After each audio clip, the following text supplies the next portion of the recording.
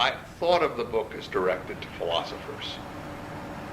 And I think not a lot of them read it. I think it was picked up much more widely than that and was no particular force for some time in philosophy, although the philosophers surely knew it.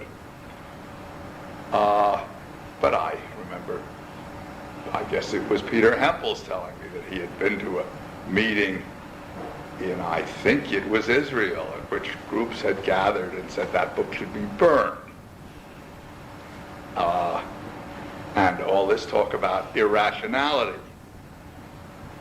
And irrationality in particular, irrationality in relativism. The thing that bothered me about the Chappelle Review was all of the talk about relativism.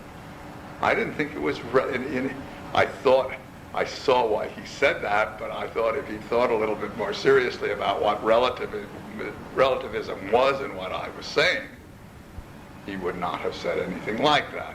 If it was relativism, it was of an interesting sort of relativism that needed to be thought out before the tag was applied. In practice, I would say it's not a relativistic book. And although I would have had trouble initially, I tried in the Endostructure to say in what sense I thought progress was there.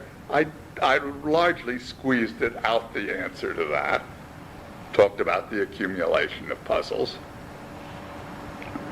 And I think, and I would now argue very strongly, that the Darwinian metaphor at the end of the book is right and should have been taken more seriously than it was, and nobody took it seriously. People passed it right by. It's a question of stopping to see us as getting closer to something, but see us instead as moving away from where we were.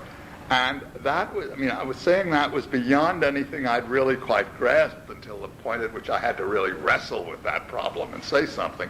But saying that was important to me, and it led to things that have happened since.